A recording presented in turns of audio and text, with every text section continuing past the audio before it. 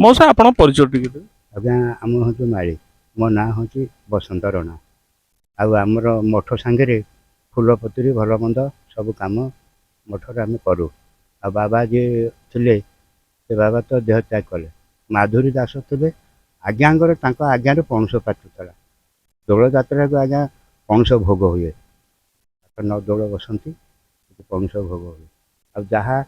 माधुरी आश्रम जहाँ सी कहीदेवे माधुरी आश्रम आज्ञा सैया हो माली घर को थे फूल मागिले गोटे बुढ़ी की ना मु फूल दे पानी मुझे ठाकुर आनी ना हे तू काली बेता आणबू आउ फूल नबू चंपा बाली कूल चंपा बाली कूल मालियाणी जाए पहुँचला बेलू आज्ञा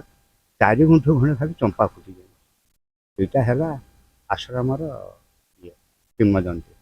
एबे आपण कहउतले जो कांथ चालिया कथा आज्ञा गोटे हाँ भलो से जिनिस कहउतले। डेपुटी डायरेक्टर आसते आसिक ये पहुँचले बार आड़े देखु जो भाया लोक सी आसिक पहुँचला बेलू देखिए मठ तो किसी ना कौन कर मठर किसी तो ना खाली घर खंडी से बाबा ने पचारे माधुरी दास को पचारे आउ बाबा आपण तो किसी ना मठ खंडी कौन आप रोजगार हम चलिए ना से गोटे कथा करूँ आज्ञा आपणकर केते जमी दरकार ना आज्ञा मु बाबा दिया लोक मोर जमी फमी कौन हम मोर दाता आसे मत देवे सी से कथा न करी सी कह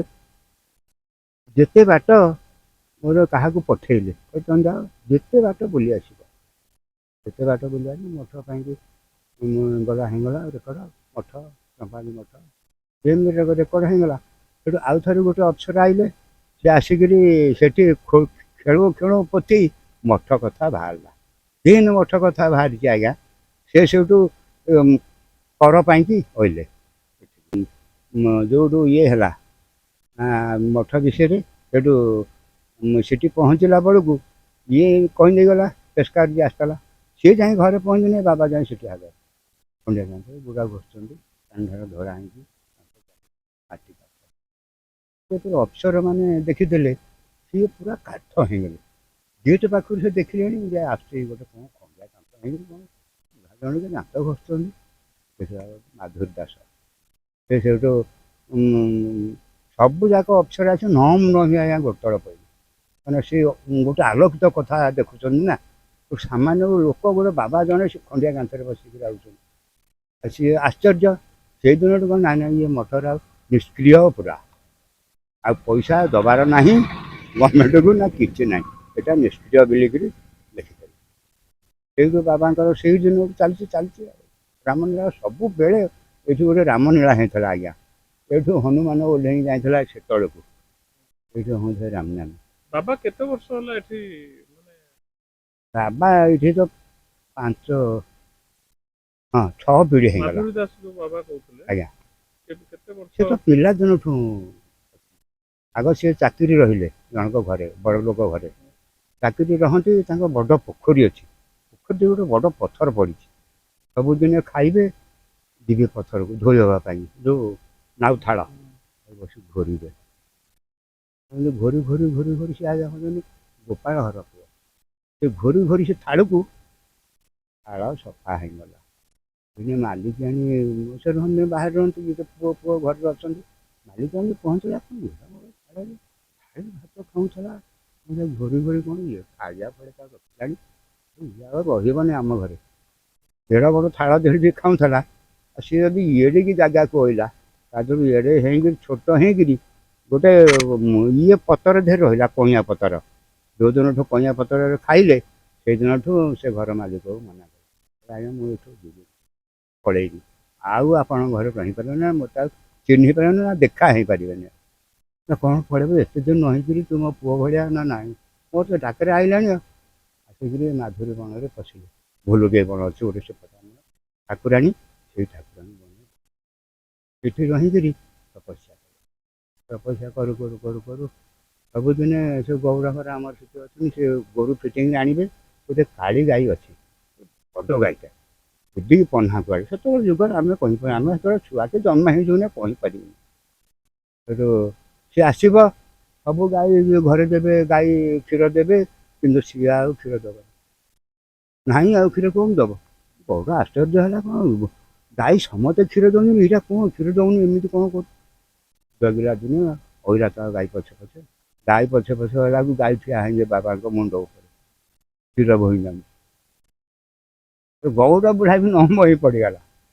ସେଇଦିନଠୁ ସେ ଗାଈ ଏମିତି କ୍ଷୀର ଦେଲା ଏଠି ଦେଇକି ଯାଇଥବ କିନ୍ତୁ ଘଟି ଉଷୁମାନେ ଠିଆ ହେଇଯିବ କ୍ଷୀର ହାତ ମାରିବେନି ଆଜ୍ଞା ସେ ବାଲ୍ଟି ବୋଝେଇ କ୍ଷୀର ଦିହରୁ ଆଉ ଆପଣଙ୍କ ବାପା ଅଜା ଅମଳରେ ଆଉ ଛୋଟଟା ବେଳେ ଆଉ ଏମିତି ବାବାଙ୍କ ବିଷୟରେ ବହୁତ କଥା ଶୁଣୁଥିବେ ମାନେ ଆଲୌକିକ କ'ଣ ଛୋଟ ବେଳର ଆଉ ଆମର ଆଉ ମନେ ଅଛି ଏବେ ହେତୁ ହେଲା ଦିନଠୁ ଆମେ ଦେଖୁଛୁ ଖେଳା ନୀଳା ଏଇଆ ଚାଲିଛି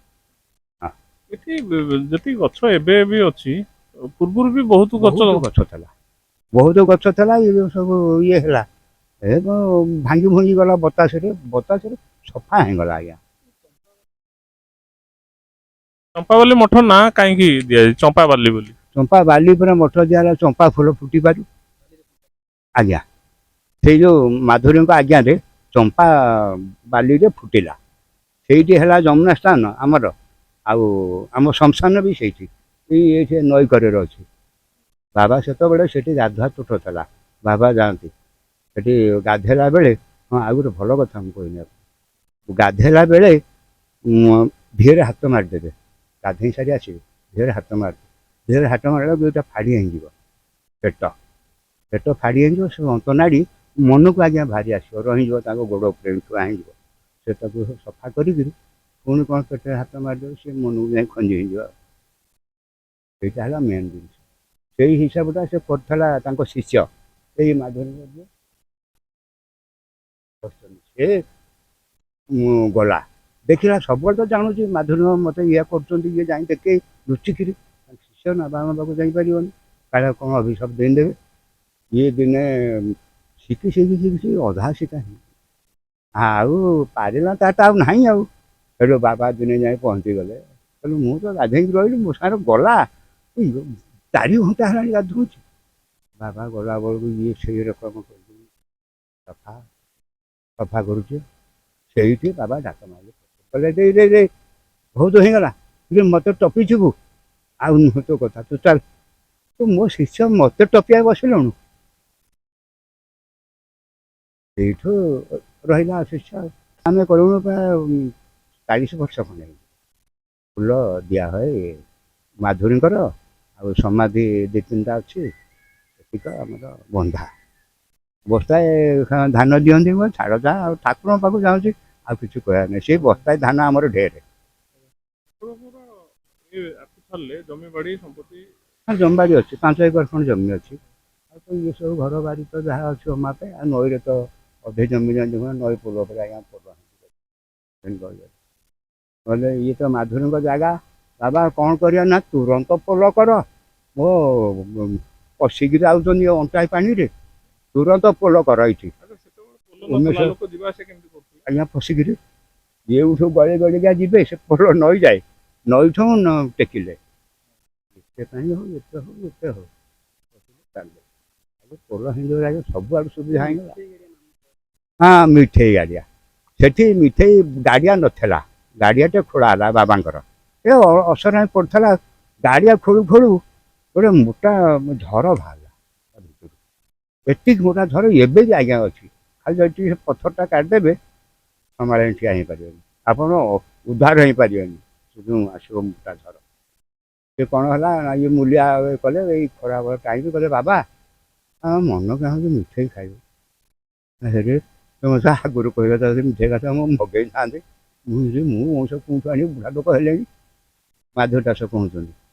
ସେଠୁ କହିଲେ ଯା ଝିଅ ପିଲା ଉଠିଯା ପୋଖରୀ ଭିତରୁ ସପଳା କୁଣ୍ଡୁଟା ଧୋଇକିରି ଆଣ ଗୋଟେ ମଞ୍ଜ କଦଳୀ ପତ୍ର ଆଣି ଅଧ କୁଣ୍ଡେ ପାଣି ଆଣିବୁ ପାଣି ଆଣିଯିବୁ ଏ ମଝିରେ ରଖିବୁ ପୋଖରୀ ମଝିରେ ଯିଏ ସେଇଠି ରଖିବୁ ଆଉ ସେ ମଞ୍ଜ ପତ୍ରଟା ତା ଘୋରେଇବୁ ଖାଲି କହିବୁ ପ୍ରଭୁ ଆଉ ମିଠେଇ ଦିଅ ଆମେ ଖାଇବୁ ଆମକୁ ଭୋକ ହେଲାଣି ଯା ଏତିକି କହିବୁ ଆସିବୁ ଆଉ ମୋ ପାଖକୁ ଆସିବୁ ସେଠି ରହିବୁ ବାବାଙ୍କ ପାଖକୁ ଆଇଛନ୍ତି ଆଉ ବାବା ଠିକ୍ ତାଙ୍କ ବାର ଯୋଗ ଦେଖିକିରି ତାର ଟାଇମ୍ଟା ସେଠୁ ବାବା କହିଦେଲେ ଯେ ତମ ପା ଭୋକ ହେଉଥିଲା ଏତେ ଶୀଘ୍ର ଭୋକ ମରିଗଲା ବାବା ଆଉ ତ ଭୋକ କରୁନି ନାଇଁ ରେ ସେ କୁଣ୍ଡେ ମିଠେଇ କ'ଣ ହବ